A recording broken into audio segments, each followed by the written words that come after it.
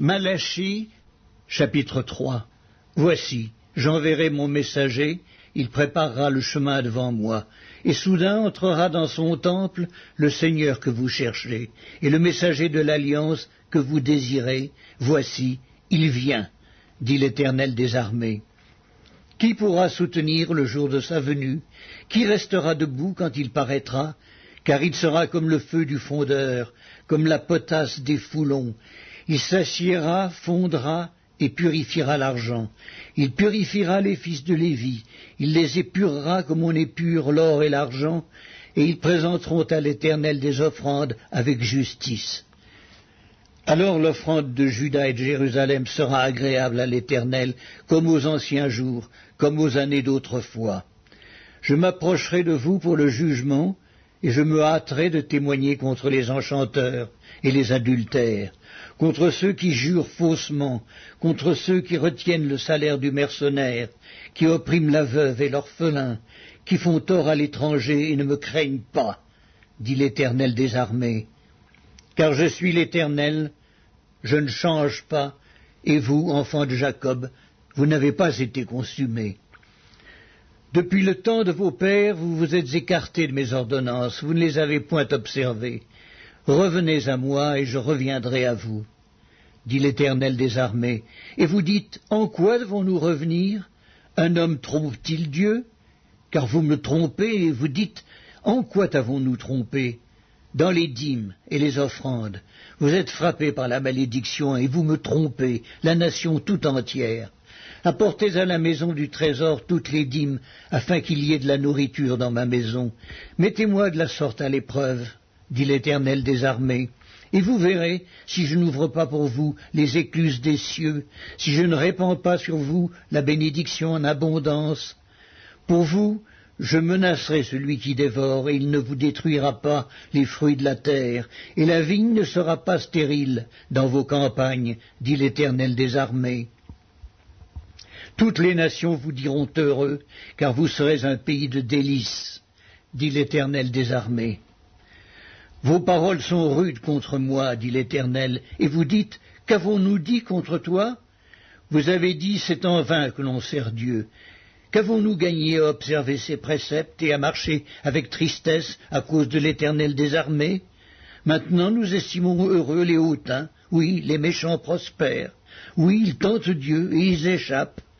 Alors ceux qui craignent l'Éternel se parlèrent l'un à l'autre, l'Éternel fut attentif, et il écouta, et un livre de souvenirs fut écrit devant lui, pour ceux qui craignent l'Éternel et qui honorent son nom. Ils seront à moi, dit l'Éternel des armées, ils m'appartiendront au jour que je prépare. J'aurai compassion d'eux, comme un homme a compassion de son fils qui le sert. Et vous verrez de nouveau la différence entre le juste et le méchant, entre celui qui sert Dieu et celui qui ne le sert pas. Malachie, chapitre 4. Car voici, le jour vient, ardent comme une fournaise. Tous les hautains et tous les méchants seront comme du chaume. Le jour qui vient les embrasera, dit l'Éternel des armées. Il ne leur laissera ni racine, ni rameaux. Mais pour vous qui craignez mon nom, se lèvera le soleil de la justice, et la guérison sera sous ses ailes. Vous sortirez, vous sauterez comme les veaux d'une étable, et vous foulerez les méchants, car ils seront comme de la cendre sous la plante de vos pieds, au jour que je prépare, dit l'Éternel des armées. Souvenez-vous de la loi de Moïse, mon serviteur, auquel j'ai prescrit en Horeb pour tout Israël des préceptes et des ordonnances. Voici, je vous enverrai Élie, le prophète, avant que le jour de l'Éternel arrive, ce jour grand et redoutable. Il ramènera le cœur des pères à leurs enfants et le cœur des enfants à leurs pères, de peur que je ne vienne frapper le pays d'interdit.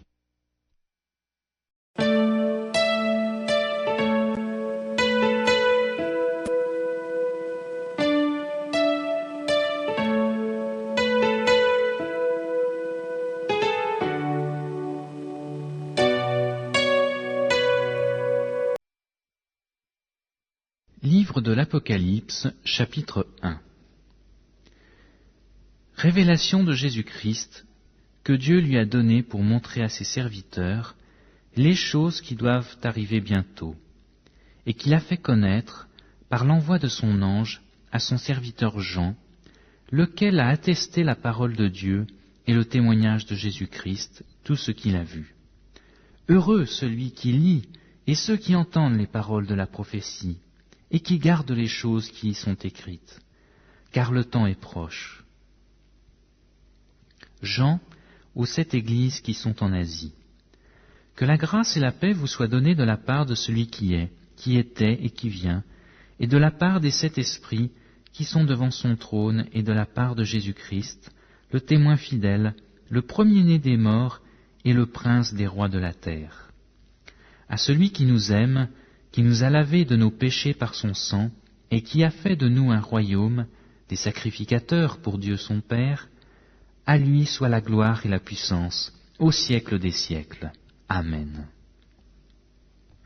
Voici, il vient avec les nuées, et tout œil le verra, et ceux qui l'ont percé, et toutes les tribus de la terre se lamenteront à cause de lui. Oui, Amen. Je suis l'alpha et l'oméga, le commencement et la fin, dit le Seigneur Dieu, celui qui est, qui était et qui vient, le Tout-Puissant. Moi, Jean, votre frère, et qui ai part avec vous à la tribulation et au royaume et à la persévérance en Jésus-Christ, j'étais dans l'île appelée Patmos, à cause de la parole de Dieu et du témoignage de Jésus. Je fus ravi en esprit au jour du Seigneur, et j'entendis derrière moi une voix forte, comme le son d'une trompette, qui disait « Je suis l'alpha et l'oméga, le premier et le dernier. Ce que tu vois, écris-le dans un livre, et envoie-le aux 7 églises, à Éphèse, à Smyrne, à Pergame, à Thyatire, à Sardes, à Philadelphie et à Laodicée. » Je me retournai pour connaître quelle était la voix qui me parlait. Et après m'être retourné, je vis 7 chandeliers d'or, et au milieu des 7 chandeliers, quelqu'un qui ressemblait au Fils de l'homme, vêtu d'une longue robe, et ayant une ceinture d'or sur la poitrine.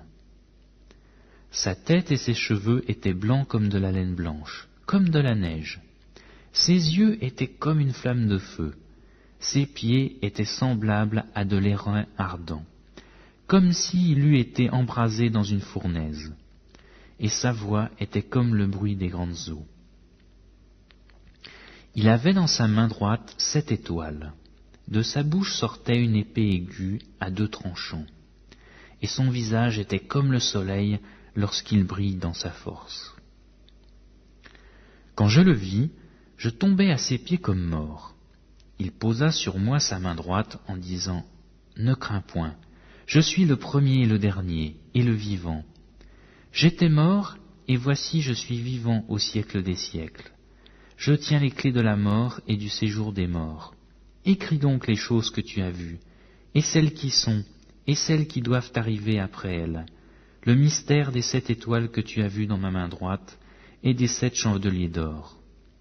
Les 7 étoiles sont les anges des 7 églises, et les 7 chandeliers sont les 7 églises.